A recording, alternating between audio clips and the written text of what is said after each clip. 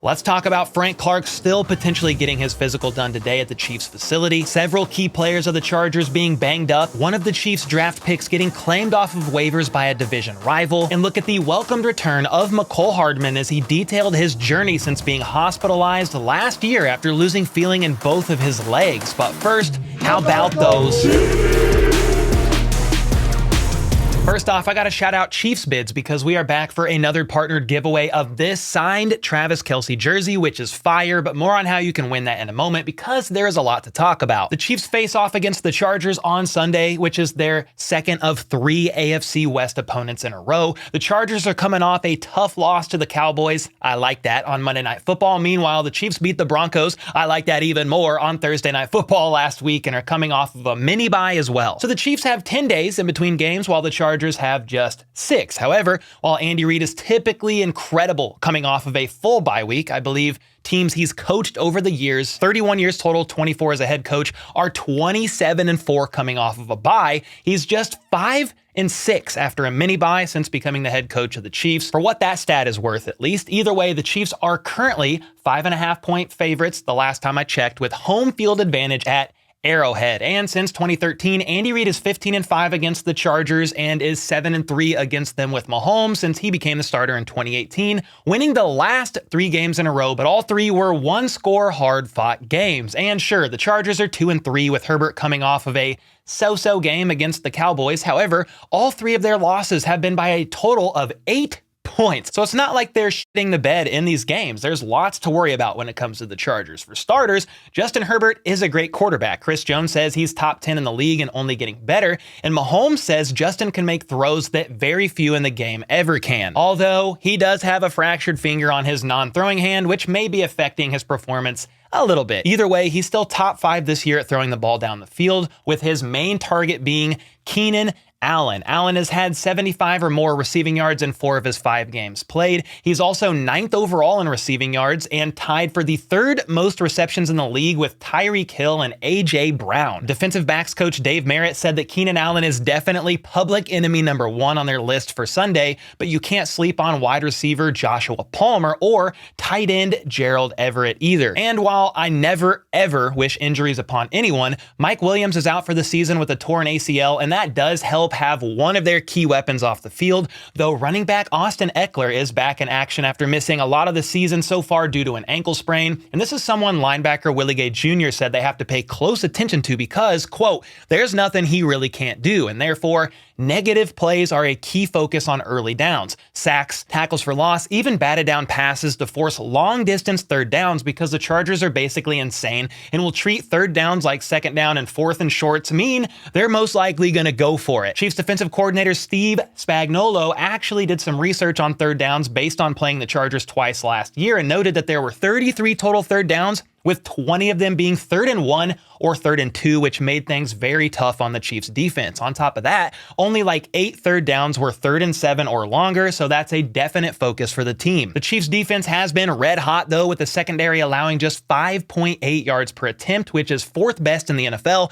and also boasts the 2nd best scoring defense in the league, allowing just 14.7 points per game, 2nd best only behind San Francisco 49ers. They are also way better this year at limiting touchdowns in the red zone. They were one of the worst last year, but are now tied for 12th. However, the Chargers are the 5th best in the league right now, scoring a touchdown in the red zone 65% of the time, so that will certainly be a crucial area to watch. They're also the 7th highest scoring offense right now, but hopefully the D-line is able to get home to Herbert when it matters. Herbert is dangerous outside of the pocket, and Spags wants to do what they can to keep him contained. Some good news here is that they get some firepower back on the D-line this week and are reportedly bringing in another defensive lineman for a physical today. So we got to talk about that, as well as 2 players the Chiefs released to make room for Omenihu and Mecole Hardman. But first, I gotta let you know that Chiefs Bids is back for another partnered giveaway of this white Nike jersey signed by Travis Kelce himself. More on how to win this in just a moment, but in case you didn't know, Chiefs Bids is accessible through the official Chiefs app. Just click More, then Bids, and you will see all kinds of signed Chiefs memorabilia that's updated regularly to be auctioned off, featuring former and current players, as well as these game-worn Patrick Mahomes long tights from the Jags game, game-worn Justin Ross gloves, and other items like that you can bid on. on. So make sure to check out the app, which is actually where you're going to want to go anyway for your chance to win this signed Travis Kelce jersey. Just open up the Chiefs app, get into the bids portion, then at the top right, hit the filter option, then select giveaways, and the jersey will immediately pop up for you. And if you don't want to use the app, even though it's the easiest and preferred way, you can also click the link at the top of my description and then click filter, offer type, choose raffle, hit apply, and then you can find it that way as well. And either way you choose, just make sure to fill out your profile, including a shipping address and card info, because the winner will have to pay for shipping, which is still a steal for this signed jersey from the best tight end in the game. So as soon as this video is over, go sign up for your chance to win. All right, as most of you know by now, defensive lineman Charles Omenihu is officially back from his suspension, and Spags noted that though Omenihu has looked great at practice,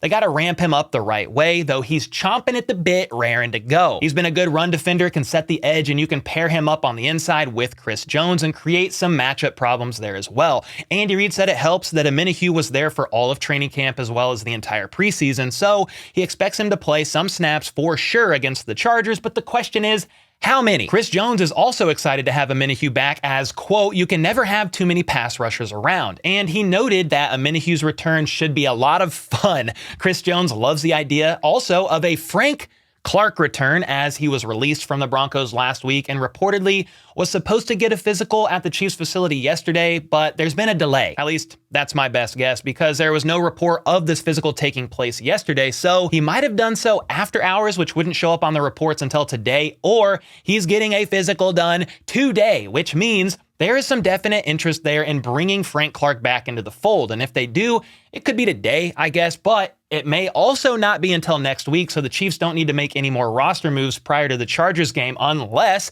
they for some reason want Frank Clark to come in right away and play, which would seem unlikely since he hasn't practiced with the team since last season. Either way though, I am on board with a Frank Clark return because, as Chris Jones stated, you can never have too many pass rushers around. Sure, maybe Frank Clark doesn't move the needle of the ceiling of the defensive end room, but he does move the needle of the floor. Injuries happen, and the more depth you have, the better. It also keeps more legs fresh during games as you move guys in and out. Frank Clark is also like a brother to Chris. He's a leader in the room and loved by most of the kingdom. Therefore, I think as long as he's used as a rotational guy and doesn't take away meaningful snaps from younger players like George Karlaftis or the rookie Felix Anudike-Uzomah, etc., this is a W. And while a Frank Clark return is still not official, at least as of when I recorded this video, and still up in the air for the moment, one question would be, whose spot would Frank Clark take if they do sign him? Well, Matt Derrick of Chiefs Digest and some others are under the impression he could potentially even sign to the practice squad for a short amount of time while they figure all that out.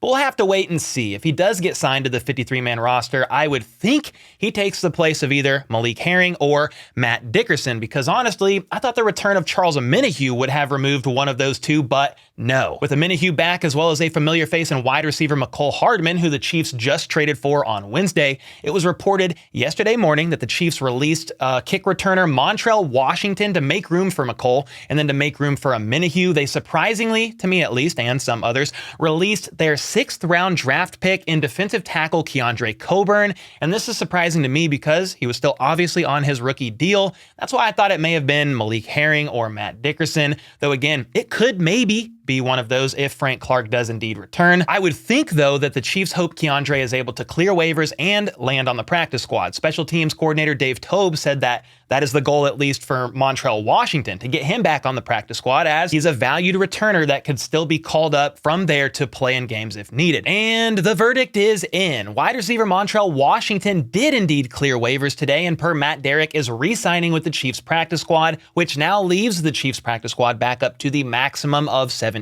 So that is some good news. However, the Chiefs' 6th-round pick in defensive tackle Keondre Coburn actually got claimed by the Denver Broncos per Field Yates. Boo. So after not really getting a chance this season, it looks like Keondre's time in KC, at least for now, is done, and he is a Denver freaking Bronco, something you never love to see. But ultimately, I trust Joe Cullen in his opinion, so if he didn't think Keondre was ready, that's fine. I just wish he could have made it back to the practice squad to continue developing and getting better. And regarding Mecole Hardman's return. Tobe noted he looked good out there at practice, and it's great to have him back. He could be the punt returner and is a guy that will play some special teams for sure if Andy has him suited up and out there. The last return for a touchdown the Chiefs have had was actually from Mecole Hardman himself, believe it or not, so they definitely welcome him back. On top of that, the value Mecole brings to the offense is helpful as a puzzle piece needed for the team, so it makes sense why Washington was the one to go, though again, Tobe notes he can make it to the practice squad. And in case you were living under a rock, the Chiefs did indeed trade for Mecole Hardman this week from the Jets, basically swapping a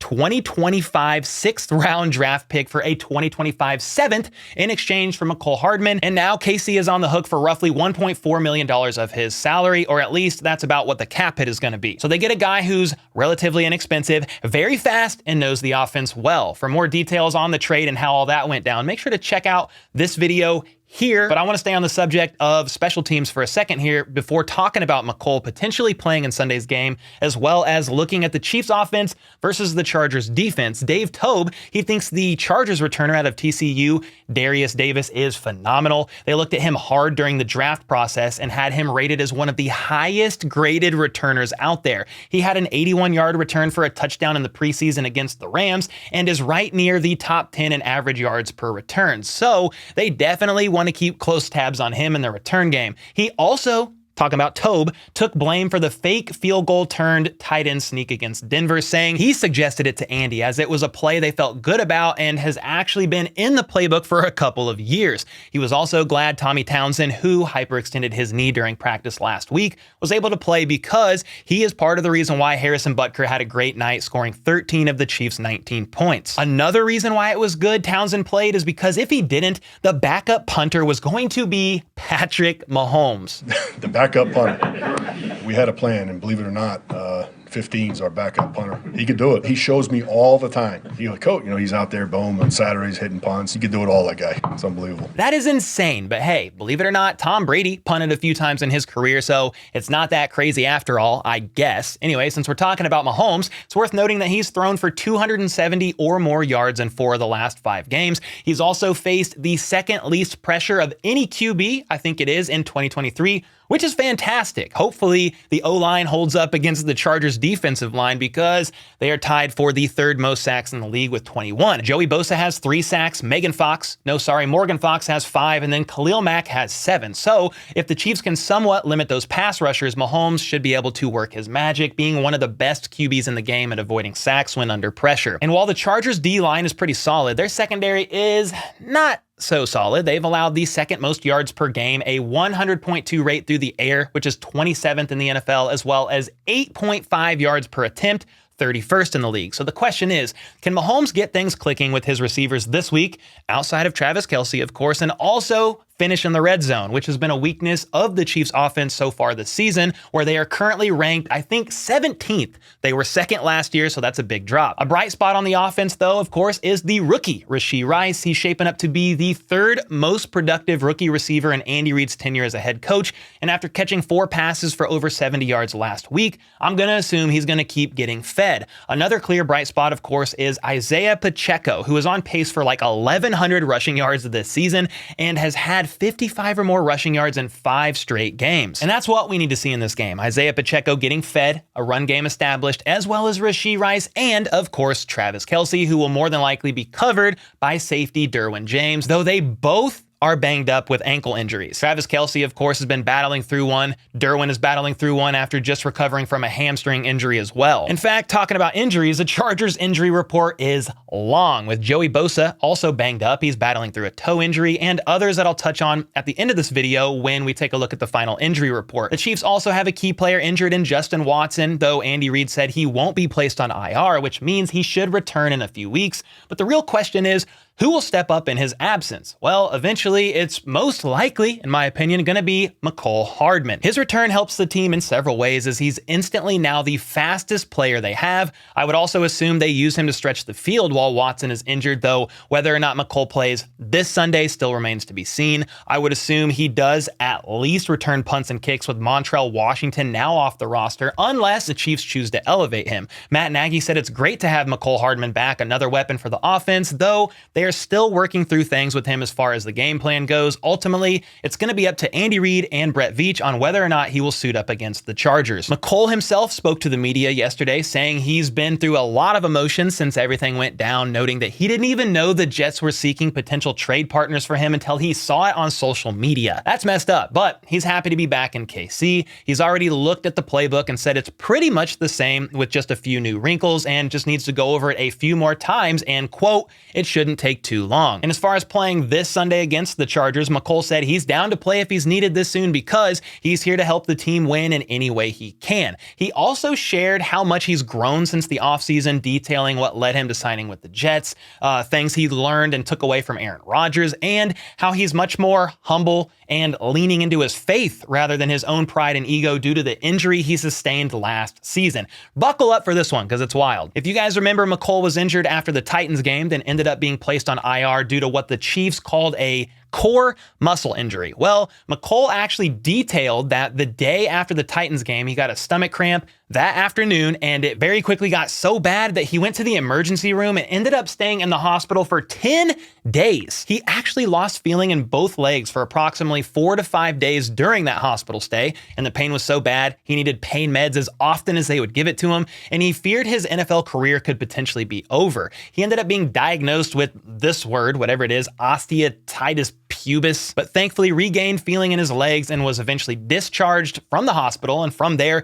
he worked hard to rehab back for the Chiefs' postseason run, not playing until the AFC Championship game. But when he did play in that game, he was only like 65 to 70% healthy, giving it his best go until he tore his groin on the last catch he made in that game. And that injury required surgery after the season, and he's all good now. But again, it was a tough time for him with that being his contract year and all. So yeah, crazy story, and it's wild. No details about this were really shared until now, but I'm glad he's healthy now, first and foremost, and then back with Kansas City. And with all that being said, you guys got to let me know if this story of his injury and battling through it changes the way you see him at all. Let me know your thoughts on that, as well as your thoughts on his return in the comments down below. And before we get out of here, I want to give a quick game prediction and take a look at the final injury report. At the end of the day, the Chiefs typically find a way to win. Meanwhile, Brandon Staley and Justin Herbert often do not. Herbert is 27-27 in his career, believe it or not. He's also banged up and in a hostile environment at Arrowhead. This is basically a do-or-die game for the Chargers, so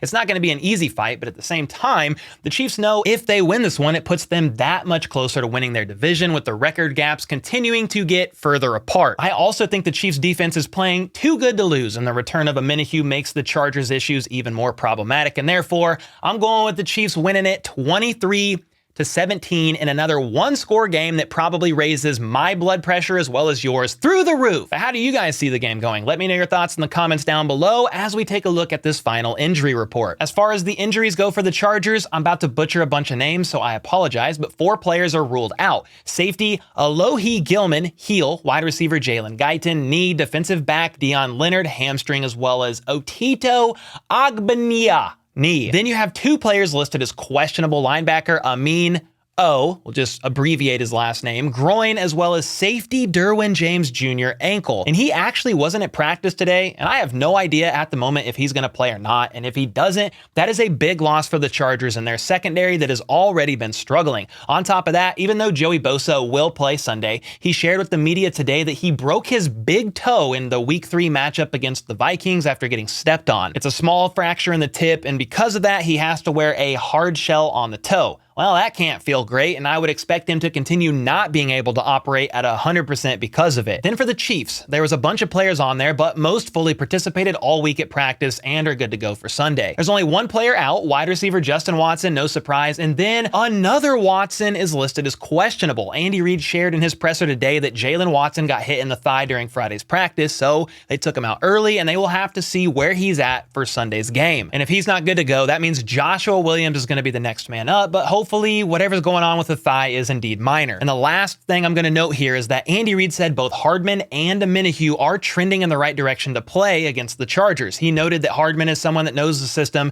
and knows how it rolls here, said he's a talented player, and they are glad to have him back in the mix. Well, so am I, Big Red, especially with Richie James out on IR and Justin Watson injured. So there you have it for today's video, and on your way out, don't forget to head over to the Chiefs Bids app for your chance to win that signed Kelce jersey, and until next next time. Let's go. Let's freaking go. How about those?